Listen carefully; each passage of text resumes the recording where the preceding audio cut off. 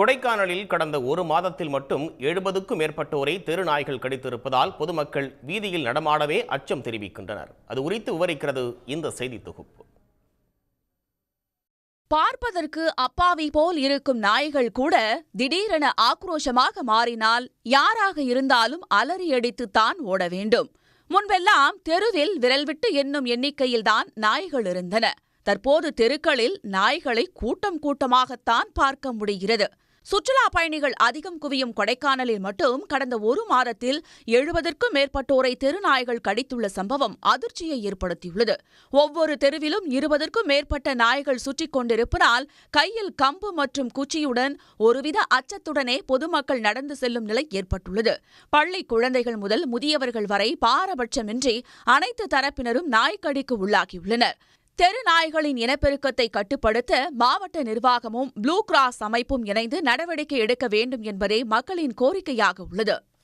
இரவில் எங்கேயும் போய் வர முடியல. ஒரு வியாபாரியா இருக்கட்டும், பொதுமக்களுக்கு வயது முதியவர்கள் ஓட முடியல. ஒரு 10-12 நாய் ரவுண்ட் அடிக்கிறது ஒவ்வொரு தெருவுகளும். அதனால இந்த 2 அமைப்புகளும் சேர்ந்து ஒரு அவுட்டர்ல கொண்டு போய் இந்த நாய்களை கொண்டு போய் கொஞ்சம் பராமரிப்பு பண்ணா பொதுமக்களும் வயதானவர்களும் பள்ளி சிறுமிகளும் கொஞ்சம் இதா இருப்பார்கள். பள்ளிக்கூடத்து பிள்ளைகள்லாம் சின்ன சின்ன பிள்ளைகளாம் தனியா போய் வருதுங்க. எல்லா இடத்துலையும் தெருவில் கூட நாய் பிரச்சனை அதிகம். இது ஏதாவது கட்டுப்படுத்துறதுக்கு ஏதாவது நடவடிக்கை எடுக்கணும். ஆனா நகராட்சி சார்பா அவங்க நடவடிக்கை எடுத்துட்டு இருக்காங்க, சில கட்டுப்பாடு போடுறாங்க.